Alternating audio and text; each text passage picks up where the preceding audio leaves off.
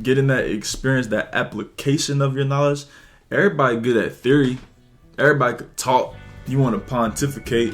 What ET say, prophesy. Am I mad at prophecy? I'm not. But people want to talk prophecy, but then they don't want to get to work. What's going on, people? This is Nigel. This is Brad. And this is the Uplift Fitness Club podcast. Master your craft. Man, you master your craft. You ain't even got to worry about the worth. Oh, master. You master the craft. They gonna pay you. Somebody gonna find you. They gonna find you. It's like they put on the tape, right? Gonna be able to the best ballers, best football players, best soccer players, best volleyball players. They done mastered that thing back then. Full ride. It's people that pay you under the table. I mean, recruitment. You what's it called? Procurement. Uh-huh. They send people out to find people who could do the job. The people that master the craft. Master the craft, man. Look, a lot of people got a lot of information, and a lot of people that's masters. You know, most people get to a certain place and then they stop. We talked about this before. Once again, we talking to Brian Kenny, a man of many traits, a master of nothing. I forgot who we talking to.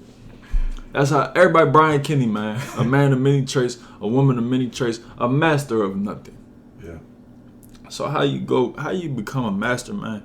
What do you have to do in order to become a master of your craft? Consistency, man. What does it take? That's something that, I struggle with. Is consistency. And I'm probably all right at it compared to the norm. The norm. But masters don't compare themselves to the norm. One, knowing what I should be doing and I know what I can do. Yeah. Consistency is a big thing, man. Just day in and day out, attacking it. Whatever your trade is, whatever your skill sets are, just working on that every day, right? At the same level and still doing it at a high level, right? So, the quality of you, the way how you approaching, what it is. What? Your craft? There you go. Okay. The way how you approaching your craft, with the same energy as if you just won the Super Bowl, right? Or the championship game each time. Okay. Right. You don't want to waste your time, and you got to recognize too the days that you might be off. Yeah. Right. You probably should just take a little break, right? Regroup. Oh man. And get back to it tomorrow. You got to understand your body, your mind. You got to slow down. You giving people too much game. Hold up, because I know my mind from what you're saying is going crazy. Right. So I know the people, if they're paying attention, if they're really paying attention, they mind should be going crazy too. But if it's not, I want to tell them what I'm thinking when you're saying what you're saying. First of all, you said attack. Yeah. Attack it. Right. Because time. Look, I don't know about y'all, but when I wake up in the morning or when I get home from off of work, that's when time is like. You go fast. You brush your teeth. Yeah. An hour went by. Like what? I done had a couple. No bull. And that's it. You get home from work. Took my shoes off. It's 7:00. I promise you. Yeah. You take your shoes off when you get off. Yeah. Some food. An hour and a half went by. Like put 30 seconds on the microwave, and it's 10:00. So consistency, man. Yeah, but attacking is something. It's that proactive mindset. You talked about, like you just won the Super Bowl, right? All right, the work that it took you to win the Super Bowl, everything had to be regimented. Y'all had to have a plan going into it. And y'all had to be consistent, like you said, week in and week out. Okay, who's the person we can think of that has been consistent? Even when they win the champ, it don't matter. LeBron. I'm going in. I was thinking Kobe. James. I want to go Kobe. But we go LeBron. Let's go LeBron. We gave Kobe love on the last one. RIP to Kobe. We go LeBron. All right. LeBron, I remember before he went to Miami, LeBron would he had an arsenal. He was an athletic specimen, a god on the court. 6'8". But when he went to Miami, specifically 2013-14, he had built a post game, and that was big because LeBron was more so a face-up player. So he'd get you in the triple threat. He probably gonna drive right hand, or he gonna go left hand, step back, or side step, pull up. But then he go to Miami. The first year they lose. The next year he come back with a vengeance. He went to see Hakeem Olajuwon, man. Worked on his footwork, added a new skill set to his game that took him to the next level. Right. Now, how you gonna stop LeBron James? If he could go right, he could go left. He could go over the right shoulder, over the left shoulder. It's like when I had trained you in the Crucible, and then took you to the court. You like, what are you doing? That was when you lost to the Mavs. Yeah. When Vincent Faye blocked your shot, that was Dirk Nowitzki's hitting the one leg fadeaway on you. You didn't even know, man. I was waiting to ask for the next game. This man went to see Hakeem Olajuwon. He might as well have, because the next time I came to the court, I was watching the Shaq videos. When I came to the court, this man was going on the left shoulder, right shoulder, putting his shoulder in my chest. I was like, damn, he's too strong. And I consider myself a hooper amongst average people. Like, I'm a hooper. Right. You know what I'm saying? Ain't too many people that's going to make me look stupid. Right. But, man, this dude only came out of nowhere. So it's like, mastering your craft, you got to be consistent, like you said. Also, though, you gotta actually love what you're doing, which is what we identified before. Yeah, it's going to be hard to be consistent if you don't love it. It's going to be hard to be consistent. Right. Or maybe, let's think, I mean, this ain't our experience, but do you think you could be consistent just based off of the fact that you're doing it for something that you love? Or does it have to be something that you love and it's just strengthened by it being for someone or something that you love? Honestly, if if you're managing your time and you're coming up with a game plan so that way you can stay consistent, you can do that in regards to anything. It's just easier if whatever you're doing, if you love it. Right. But you can absolutely do something that you hate and be consistent at it. Right? I mean, some people do it unconsciously. Like, there's some things out there people are doing. Most people do it unconsciously. There's some things that you're doing that. But they're not. The only difference is they're not going to the level of mastery. Right. You talk about this all the time. Working at your job as if you want to be there for 30 years. Right. Regardless if you want to be there for 3 days. Like, you go in there and work as if you want to be there for 30 years. Most people don't have that mindset. Most people in there, I'm going to just work these little 8 hours. I'm still a little bit of time. I'm going to eat on the clock. I ain't leaving the office. I'm not going to lie. I've had that mindset. Yeah. But if you work as if you're going to retire from this job, people going to see it in you. They're going to... You're going to get opportunities. Right. You know, people going to really, even if they don't appreciate it, like, they can't say that this person doesn't know what they're doing. Right. Let's go to something else. What we on? Let's talk about free time, man. Free time. How does free time correlate into mastering your craft? What do you do in your free time in order to become a master? I mean, obviously, in your free time, right? If you want to master your craft, you need to work on your craft, right? Okay. But a lot of people with their free time, man, they love to relax. You know what I'm saying? They love to do something other than like work. You know what I'm saying? So that's a lot of people say things like turn my brain off. Yeah. Or unplug. Right. Which is good. Right, I was gonna say the same thing. Which is good.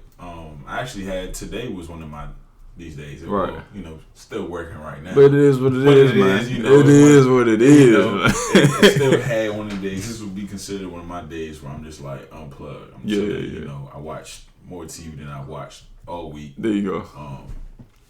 So this is what it is. The difference between mastery and existence is regimen. Okay? Right. So a master is doing nothing without intention. You're not just doing things haphazardly. Yeah. You have a reason for everything that you do. That's big.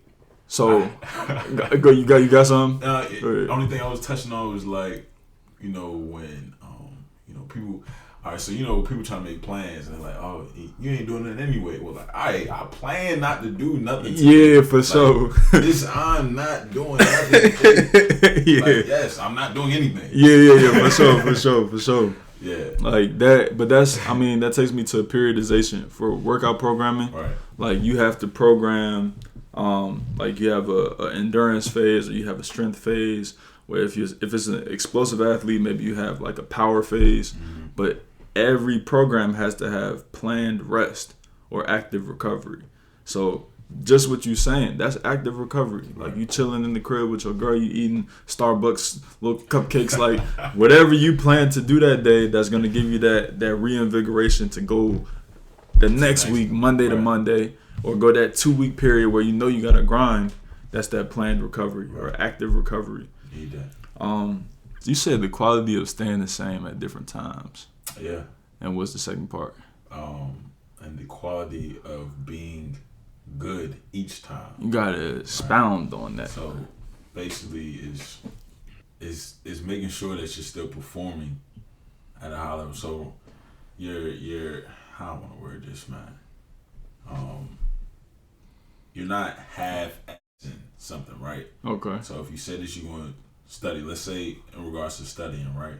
I'm going to do 50 questions and I'm going to read for an hour. Right. So, right, you need to do them 50 questions and you need to read for an hour. Right. Not do 15 questions and then, daydream for 30 minutes and say, well, I studied for an hour, but you daydream for 30 minutes of that. Making good each time. And then, you actually, then you answer about 15, 20 questions. Yeah. You're not executing on what you had, written out for the day or what you had planned.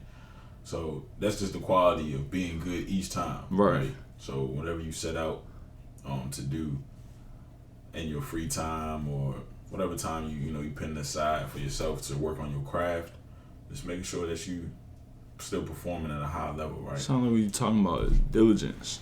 Yeah. Like you talking about, really what you're talking about is like performing at a high level, but then the first part, that quality of staying the same at different times. Right. Like you remember when Kobe was when he had that charge, but he was also dropping 81. Yeah. It's like regardless of what's going on in the outside, I'm still going to dominate in this window that I have to dominate. Yeah. So no matter the dynamics of the situation, each day is something different, brings new challenges, but you still, you set aside this time, still this needs to be done. Oh, man. Right? And every day is going to be different. Every month has a different time. This is why you need to have a plan. So that way you can have something to fall off of to steer the shit. Yeah. It's always going to be something. It's always going to be something. Yeah, so a master moves with intention, based on their plan, based on their vision of how they want things to be. How do you unlock your vision? By asking yourself important questions, by giving yourself time to think and writing things down. You have to clarify. I always talk about clarifying. Like, I think a lot of times people do things because they want to make things look like something. So they want it to look like you got money, so you get the Louis bag, or you want it to look like, you got a good, you got a good job, so you get the apartment that you might really not be able to afford. You get the Lexus when you really should have got the Nissan, or you just doing things a little bit too early. You want it to look like you're doing something. Right. A lot of people on vacations, and that's cool. But what's your plan? Because them vacations not about to make you rich unless you're going to meet with some people that's going to teach you something about some money, or you're going for a business meeting, So, really operating from that plan, being diligent, being disciplined, and not deviating. Like, even that, most people don't have that mindset, man, where they're going to stick to it. Yeah. Regardless of what's going on, right? You on that vacation, hey, I'm still going to put aside 2 hours in the morning. Yeah. And read this real quick. This is lifelong. Yeah. That's the other thing. This is not you thought it was going to be 10 years. This is lifelong, man. Because there's a constant pursuit. And the Idle Mind is the Devil's Playground. We always touch on the same things. But the minute that you stay stagnant is when you become dissatisfied. Right. Stay loyal to your future self. Stay loyal to your future self. Who you going to be tomorrow? Next year? 10 years from now? What's your 10-year plan? People so scared to write down them 10-year plans, them 2-year plans, because then they really got to look, am I doing what I said I wanted to do now? Mm-hmm. I think that's why most people don't plan things out, because they don't want to call their shot. I was talking to somebody about it a few weeks ago. Like, they don't really want to talk about what's happening. I think we might have mentioned this on the podcast, but like, when you say that you're going to do something, or you tell somebody about something, then it triggers something in your brain to make you feel like you've already accomplished it. I get it. But if you write it down on paper, I mean, you might get that same psychological response. But still write it down on that paper and hold yourself accountable to what you said you was going to do. It don't matter if you get the psychological response, overpower that. A lot of people get an urge to do things psychologically, and the most impactful people are the people who can overcome that urge. Go make you a sandwich when you get that. You know what I'm saying? Make you a sandwich. You get the urge. Okay, I'm going to take my mind off that real quick, and I'm going to get back to the task at hand. Right. Call your shots, man. People afraid to call their shots. Yeah. I said I was going to do this, and I did it. Number 2, man. Just to tie this back in, because, we had something to touch about our worth, right? Asking for what you're worth. Oh, yeah. If you master your craft, what you say, they come to you, right? They will find you. They will find you. If you build it, they will come. Yeah. That's what it say? Something like that. Something like that. Hey, I haven't even mastered what I'm doing, right? Mm-hmm. And they be coming. That's true. Left, right. That's true. And you in a field of like it's high demand. It's high demand. Right. So that's another thing too. That's that prop. That's prop. That's prop. Yeah, just to tie in on asking what you're worth, right? Before doing so, before asking, I know everybody think, they worth 5.9 billion. They should be getting paid. Why am I not making 100,000? Let's take a look at your skill sets, right? Mm-hmm. In regards to your field, right? Because you might be a beast at what you do, but you might have to take a look back and might feel like, hey, they not paying for that, right? Yeah, I'm good at making water bottles. I am the best grocery bagger on the east of the Mississippi. Right. But nobody's throwing the bread out there for it. Unless you're gonna create your own business, right? You can turn it down. Yeah. But okay. even some businesses, right? It's probably not gonna get you what you're trying to get. But you might be that 1%. Yeah. That can figure it out. But so before doing so, before asking for what you're worth, that's the first thing I would do. Take a look back. Okay, where's my skill sets, right? Am I a beast at what I'm doing? Okay, what about my field that I'm in? Are they throwing, what's the salary range for my field, right? What salary range for the field. Before you can ask for what you're worth, are you confident and do you have the experience? The experience comes from the confidence comes from experience. Right. So, and also knowledge. Like, do you know you can do this? You only know if you've done it. Right. I was talking to myself 2 weeks ago. I told you about this. So I'm walking my dog. First off, I was feeling depressed. I'm sitting on the couch because I've been scrolling on Instagram for 30 minutes. I said, nah, just stop. Let's not do this. We're not finna get into this loop. Mm-hmm. So I get up, I walk my dog, we go to the next neighborhood. I was gonna take a short walk. I said, nah, let's be good to the dog. Let's take a long walk. Just so happens, I'm talking to myself on the way back, like, Nigel, you studying for the training, you got a couple clients, but we gotta get some more experience so that we can have that confidence and that application. Right. You know what I'm saying? A lot of people stay in that planning phase because they're not confident in their ability to execute under any circumstances because they don't have that experience. Right. So I'm talking to myself like, Najee, you got to get that experience. How do we get it? Literally, this no cap, bro. 2 seconds later, this red truck pulls up and it goes past me, then it turns around, busts a U. The dude in the passenger seat rolled a window down. He said, hey, did you play for Laurel? Talking about baseball. Right. I said, yeah. Coach, he said, Coach G. I said, bro, I was lit. No, I talked to him. I said, hey, what you doing now? Like, what's going on? He said, I'm still coaching over at Bowie. I said, word. I just built a gym in my basement. I actually have a baseball client. Mm-hmm. He said, if you're looking for some more clients, if you're looking for some experience, we about to start our winter workouts. I said, bro, I was literally, I'm looking up in the sky. When he left, I'm like, God is real. I said, God is good. I'm like, bruh, I was literally, he don't know this at this point. I told him since then. He don't know. I was literally just talking to myself like, bro, you need some more experience. Yeah. He just, I'm training Bowie baseball team plus a few college guys every single weekend on Sundays from this time to this time. That's all the experience I need. Yeah. Because once I get my certification, it's like, nope, I've already trained an entire team every week for this amount of time. I have experience. I could literally go into a high school and be like, yeah, I'll train your whole baseball team. So it's just like gang. Getting that experience, that application of your knowledge. Everybody good at theory. Everybody could talk. You want to pontificate. Right. What ET say? Prophesy. Am I mad at prophecy? I'm not. But people want to talk prophecy, but then they don't want to get to work. Yeah. Yeah. But yeah, man, people want to talk about it. They want to pontificate. They want to say how everyone else is doing is wrong. But then do you have experience? Are you putting yourself out there to get opportunities to where you can actually get put in the position? Now, are you doing it right? You know what I'm saying? Can people judge you? How I'm a judge? You don't even do this. Right. You judging me. I think that's the next thing we're going to talk about, man. It is. Next thing we're going to talk about is you got to get your eyes off of other people's situation.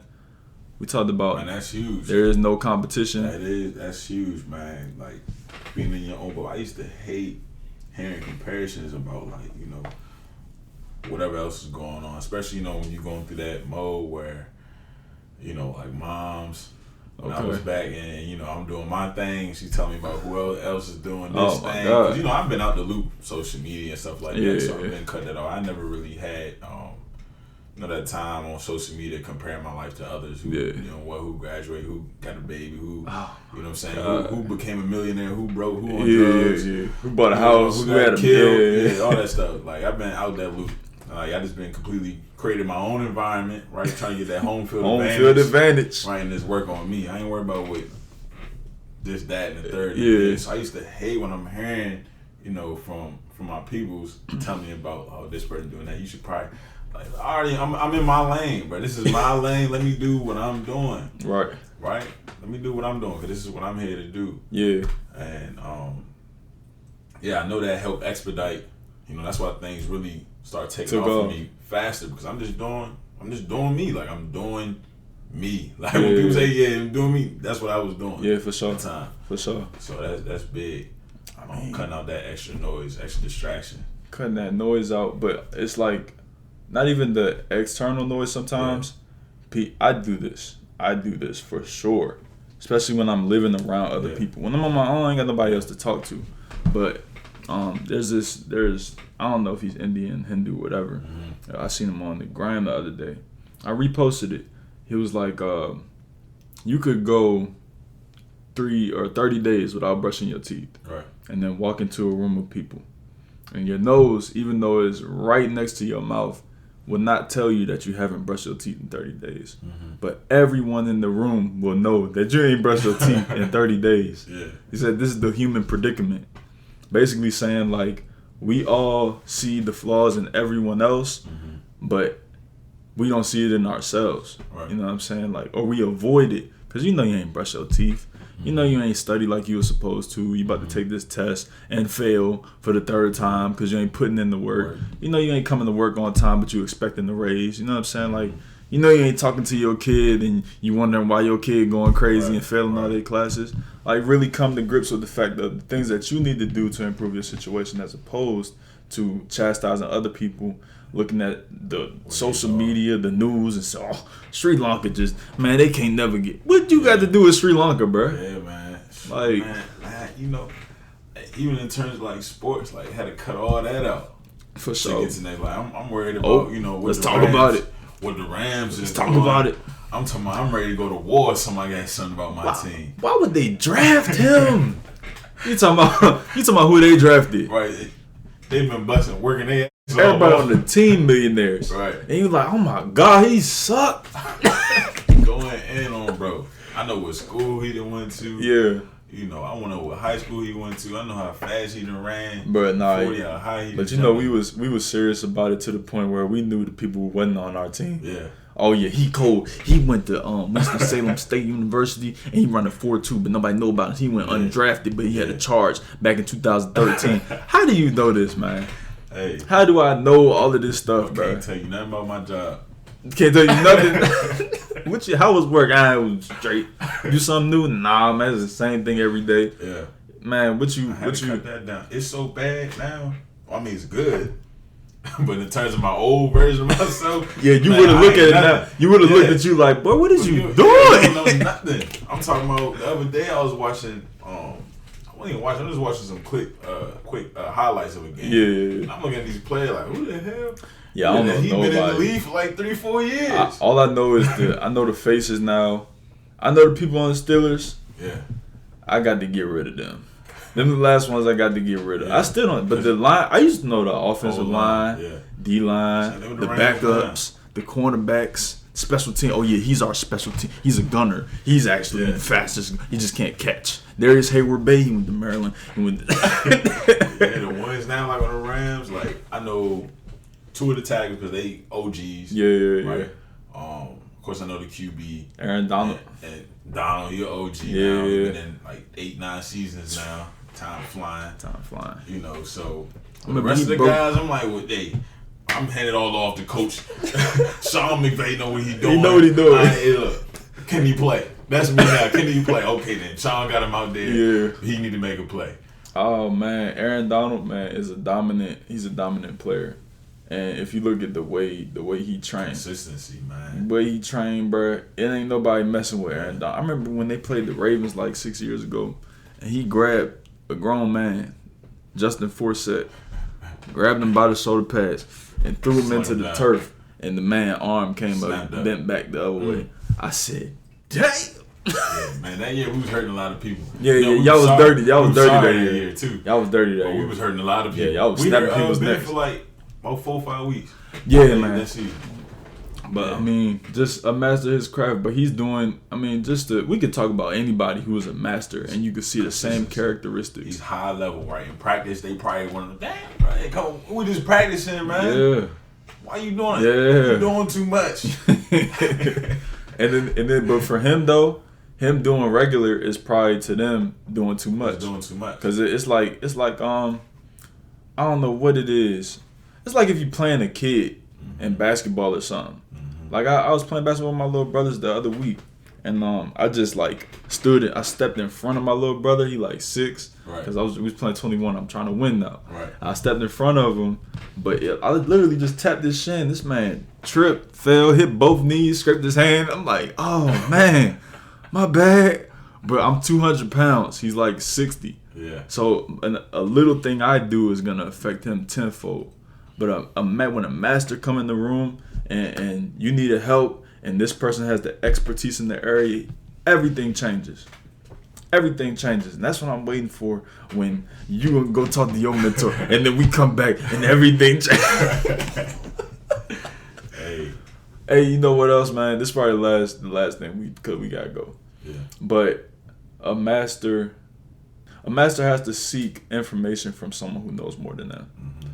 You can't be closed off. Yeah, they say if you're the smartest one in the room, it's time to go. That's what they say. You're the average of your closest 5 friends. Yeah. So I take that to mean, like, you could stay around your 5 friends or whatever if you want to stay in the same place. Right. But you should probably just add another friend to the group. Right. You know what I'm saying? If your friends doing good, everybody doing what they're supposed to do, stay in the group. But sometimes you got to cut a friend off. Yeah. I said it was the last thing we was going to talk about, but we might got to talk about one more thing. Hey, I'm going to tell you, man. Sometimes you go apart from people. Yeah. And you got to just let the situation go. We talked about stepping back to let go with your job, your relationship, your friendships, your anything. Right. Sometimes, bro, it's like you could see it well before it comes. Mm-hmm. You could see it. This ain't gonna go well. Right. Then you basically just vying your time until it actually go left. You know what I'm saying? Right. So if you can see that your job is not serving you, if you can see that you know what I'm saying, whoever else is not serving you, hey, I ain't gonna say cut it off right now, but maybe just find a new friend to hang around. You know what I'm saying? Increase your circle, you know what I'm saying? Go to new places, get new experiences, and yeah. Gang. Gang. And with that, we just want to encourage people to go to upliftfitnessclub.com. Get you one of these hoodies, man. I'm wearing one of these hoodies. I'm wearing the Club Premium hoodie. It's embroidered. Got the new designer. Also, just become a master of your craft, man. Put in that time that energy and effort, consistency. You know what I'm saying? Dominate your free time.